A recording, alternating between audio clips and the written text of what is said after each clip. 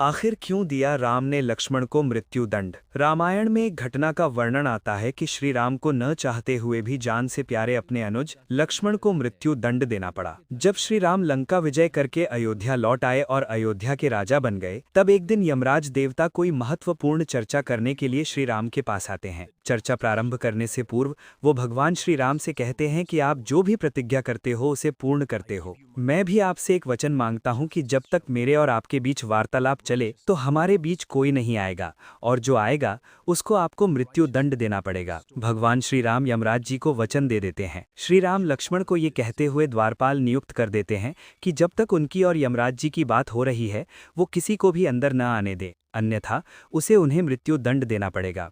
लक्ष्मण भाई की आज्ञा मानकर द्वारपाल बनकर खड़े हो जाते हैं।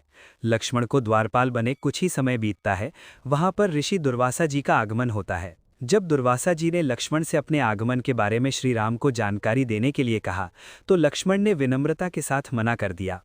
इस पर दुर्वासा क्रोधित हो गए तथा उन्होंने संपूर्ण अयोध्या को श्राप देने की बात कही। लक्ष्मण समझ गए कि ये एक विकट स्थिति है जिसमें या तो उन्हें रामाज्ञा का उल्लंघन करना होगा या फिर संपूर्ण नगर को ऋषि के श्राप की अग्नि में झोंकना होगा।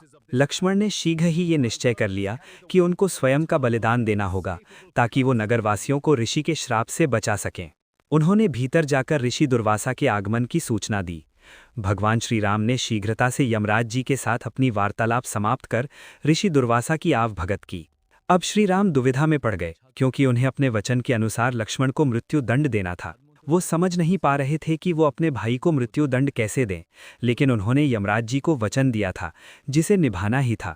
इस दुविधा की स्थिति में श्री राम ने अपने गुरु का स्मरण किया और कोई रास्ता दिखाने को कहा। गुरुदेव ने कहा कि अपनी किसी प्रिय का त्याग उसकी मृत्यु के समान ही है, अतः तुम अपने वचन का पालन करने के लिए लक्ष्मण का त्याग कर दो। लेकिन जैसे ही लक्ष्मण ने यह सुना तो उन्होंने भगवान श्री राम से कहा कि आप भूल कर भी मेरा त्याग नहीं करना। आपसे दूर रहने से तो ये अच्छा है कि मैं आपके वचन की पालना करते हुए मृत्यु को गले लगा लूं। ऐसा कहकर लक्ष्मण ने जल समाधि लेकर अपने वंश व अग्रज भ्राता भगवान श्री राम के वचन और अयोध्या वासियों की रक्षा की और सिद्ध कर दिया रघुकुल रीति सदा चली आई, प्राण जाए पर वचन न जाई। इस तरह के आध्यात्मिक व जीवन उपयोगी वीडियो देखने के लिए हमारे चैनल को सब्सक्राइब, लाइक, कमेंट, शेयर जरूर करें। जय सनातन।